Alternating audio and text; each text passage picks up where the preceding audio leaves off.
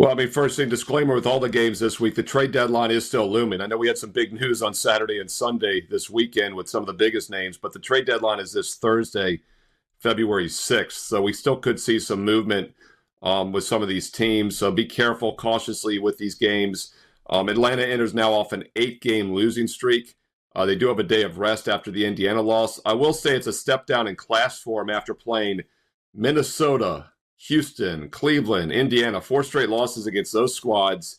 And it's actually a quick revenge spot also because they just played Detroit back on January 22nd. That was the second of these 8 straight losses.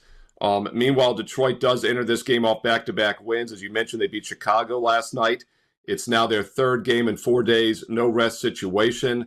The line might look short, and it's hard to trust Atlanta off 8 losses, but I think a little bit of a contrarian call here with the Atlanta Hawks +4 tonight.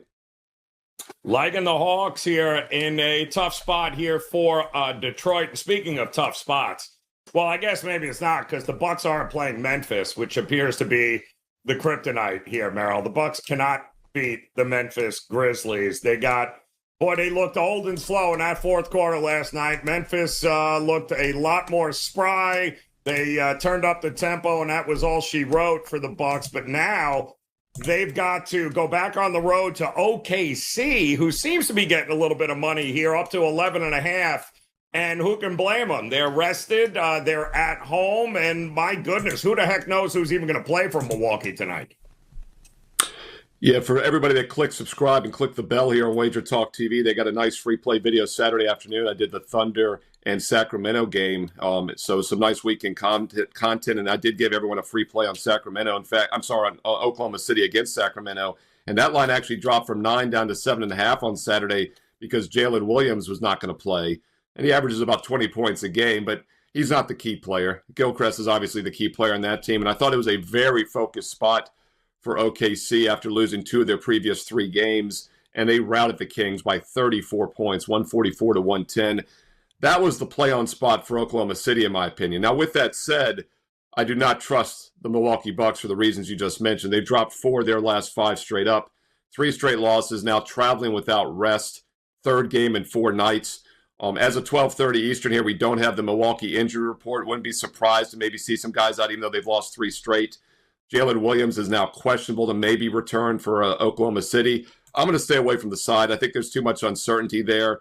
But we have seen some money coming on the under, and I agree with that move. It's gone from 234.5 down to 232.5. There are some 233s out there still. Just can't imagine, Joe, that Milwaukee wants to run here, playing their 3rd game in 4 nights, a no rest back-to-back situation.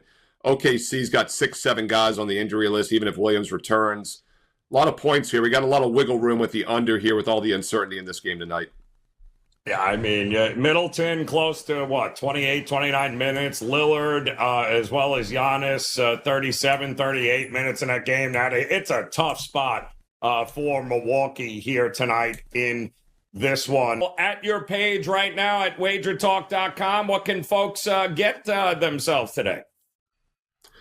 I've actually got an NBA best bet, not one of the games we talked about. That's ready right now on my page at WagerTalk.com. And, of course, you can get the play tonight for $25, or you can get it for free, and then every week for the next of the year for $23 a week. So, seriously, get every week for the next year plus for less than a single play, because we got our Super Bowl to Super Bowl special. It starts this Sunday and runs till next year's Super Bowl, exactly 365 days and nights of all sports. But as an added bonus, when you sign up this week, you get the next 6 days and nights for free. You can wait till tomorrow. You'll get the next 5 days and nights for free. So why delay?